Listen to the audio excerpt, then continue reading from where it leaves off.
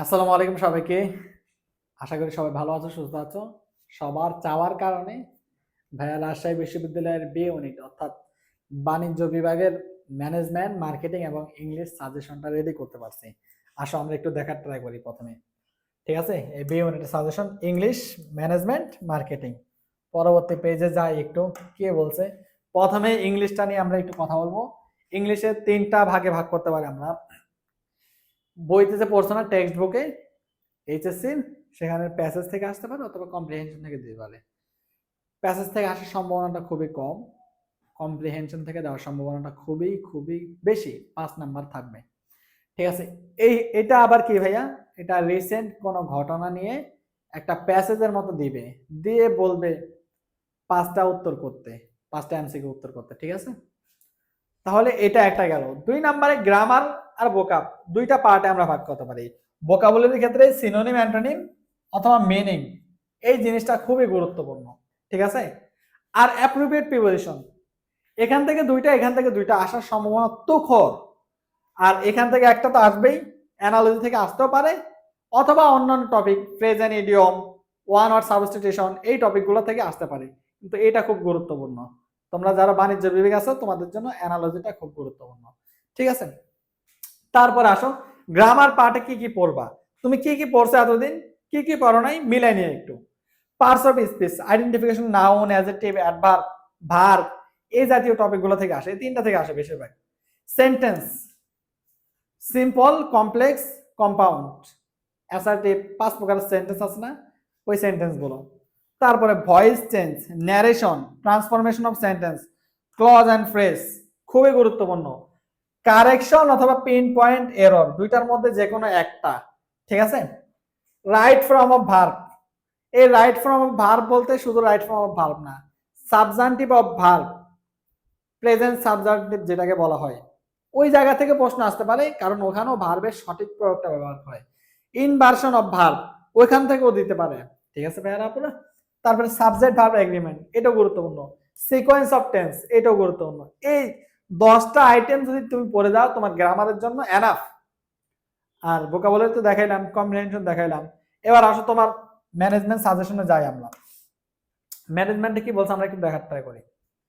2টা পার্ট, সবচেয়ে গুরুত্বপূর্ণ চ্যাপ্টারগুলো নিয়েছি ভাইয়া অ্যানালাইসিস করে। 13টা চ্যাপ্টার পড়বা, 22টা চ্যাপ্টার পড়ার দরকার নাই। 13টা চ্যাপ্টার পড়লে 90% কমন পেয়ে যাবা। আর 100তে 100 পেতে গেলে 22টাই পড়তে হবে। ঠিক আছে? কিন্তু সবচেয়ে বেশি ঘেটে এই চ্যাপ্টারগুলো আমি পাইছি। ফার্স্ট পেপারে দেখো ভাইয়া, অংশীদারি ব্যবসায়, অংশীদারি ব্যবসা থেকে তুমি পড়বা অংশীদারের প্রকারভেদ, আর 2 নম্বর অংশীদারি ব্যবসার প্রকারভেদ। ঠিক আছে? তারপরে কোম্পানি, কোম্পানি সংগঠন থেকে কোম্পানির প্রকারভেদটা পড়বা। আর শেয়ারের প্রকারভেদ, বিশেষ করে একটা জিনিস রয়েছে, সেটা হচ্ছে স্প্লিট, স্টক স্প্লিট।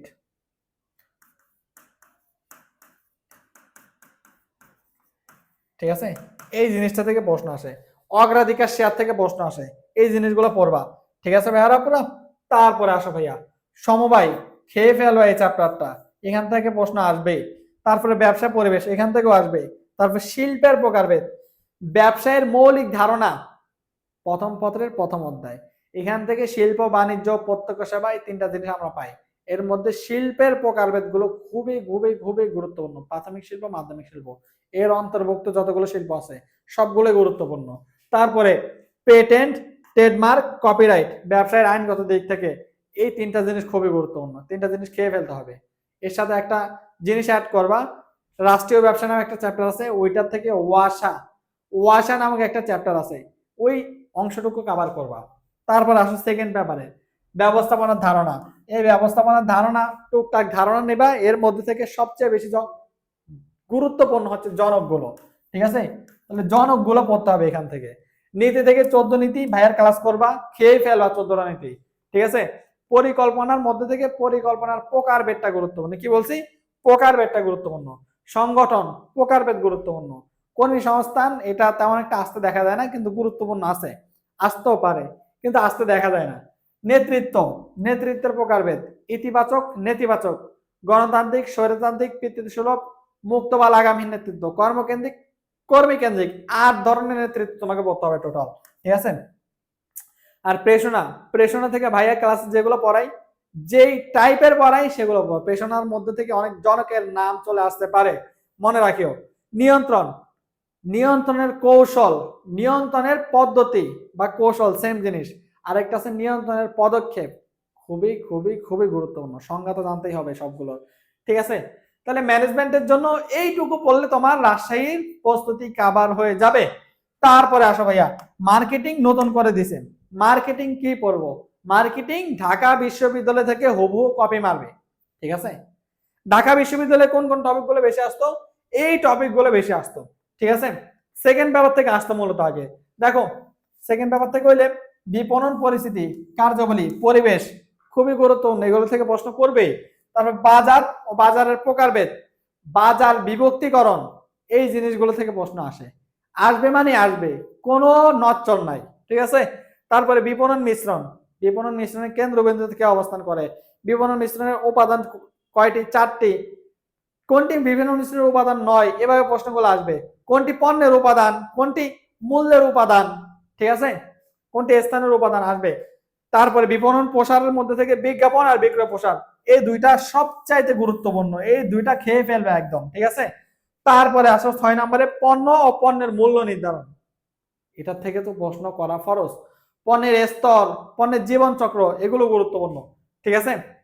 তারপরে দেখো ভাইয়া, প্রথম পত্র থেকে কি পড়বা? প্রথম পত্র থেকে পড়ার মতো মোটা দাগে আমার মাথায় যতটুকু কাজ করছে, ঢাকা বিশ্ববিদ্যালয়ে তো 2 বছর দিয়েছে মাত্র প্রথম পত্র থেকে, আমার মাথায় যতটুকু খেলছে এই টপিকগুলো ভালো মতো পড়ো। ফার্স্ট পেপার থেকে প্রশ্ন আসলে তুমি আটকাবা না, এই টপিকগুলো থেকে আসবে। উৎপাদনশীলতা, উৎপাদনশীলতা বলতে কি বোঝায়? কখন উৎপাদনশীলতা বাড়ে, কখন কমে, এটা থেকে মাস্ট বি প্রশ্ন আসবে ফার্স্ট পেপার থেকে প্রশ্ন আসলে, ঠিক আছে। আরেকটা পড়বা আর্থিক উৎপাদনশীলতা, মানে কি? সংযোজিত মূল্য, রূপান্তর মূল্য, এই জিনিসটা পড়বা। তারপরে পড়বা উপযোগ, ব্যবসায় কয় ধরনের উপযোগ সৃষ্টি করে, প্রত্যেকটা উপযোগ পড়বা। কোন উপযোগের মাধ্যমে কোন ধরনের বাধা দূর হয়, কোন ধরনের উপযোগ সৃষ্টি হয়, কিসের মাধ্যমে, এই জিনিসগুলো পড়বা। শ্রম বিভাগ, ভাইয়া শ্রম বিভাগ কত প্রকার, এই জিনিসগুলো তোমাকে পড়তে হবে। শ্রমের গতিশীলতা পড়তে হবে তোমাকে, ঠিক আছে। এটা কি ভাইয়া? এটা হচ্ছে ভাইয়া উৎপাদন উপকরণ থেকে শ্রমটা খুবই গুরুত্বপূর্ণ। তারপরে কাস্টমাইজেশন, কাস্টমাইজেশন তোমাকে পড়তে হবে, এক লাইনের পড়া, ঠিক আছে, চলে আসার সম্ভাবনা আছে। কাস্টমাইজেশন বাংলা কি? ক্রেতা কেন্দ্রিকতা বা ক্রেতা উপযোগীকরণ, এই জিনিসগুলো তোমাকে জানতে হবে। তারপর আসো পণ্যের ডিজাইন করে না, ডিজাইনের স্তর, 5টা স্তর আছে। তারপরে প্রকার আছে, পণ্য ডিজাইনের প্রকারভেদ, এই জিনিসগুলো পড়তে হবে। তারপরে নিম্নমানের পণ্য উৎপাদন জনিত ব্যয়, এই জিনিসগুলো তোমাকে পড়তে হবে, ঠিক আছে। এটা হচ্ছে মান ব্যবস্থাপনা থেকে। তো রাজশাহী বিশ্ববিদ্যালয়ের জন্য ইংলিশ, ম্যানেজমেন্ট, মার্কেটিং, এই বিষয়গুলো খুবই খুবই খুবই গুরুত্বপূর্ণ। এখন থেকে শুরু করে দাও। সবচাইতে গুরুত্বপূর্ণ যে জিনিসটা তোমার পড়তে হবে সেটা হচ্ছে প্রশ্ন অ্যানালাইসিস করা। কি করা? প্রশ্ন ব্যাংক অ্যানালাইসিস, ঠিক আছে। বিগত বছরের প্রশ্ন যত পড়বা তত বেশি কমন পাবা, চান্স পাওয়ার নিশ্চয়তা তত বেড়ে যাবে। সো এইটুকুই আজকের ভিডিও। ভালো থাকো, সুস্থ থাকো, সবাই মনোযোগ দিয়ে পড়াশোনায় লেগে যাও। আর তোমরা যারা ভাইয়ার সাথে কন্টিনিউ করতে চাচ্ছ তারা ভাইয়ার সাথে কন্টিনিউ করতে পারবা। ভাইয়ার এবং সুফিয়ান ভাইয়ার একটা ব্যাচ আছে, সেই ব্যাচটা আমি অ্যাকাউন্টিং, ম্যানেজমেন্ট, মার্কেটিং পড়াবো না, আমি পড়াবো ইংলিশ, ম্যানেজমেন্ট, মার্কেটিং। আর সুফিয়ান ভাই পড়াবে বাংলা আর অ্যাকাউন্টিং। 2 ভাই মিলে সবকিছু একদম চুরমার করে ফেলবো। আশা করি ভালো কিছু হবে। সবাই সুফিয়ান ভাইকে নক দিবা, 750 টাকা দিয়ে ভর্তি হতে পারবা, ঠিক আছে। সবার জন্য শুভকামনা রইল। আল্লাহ হাফেজ।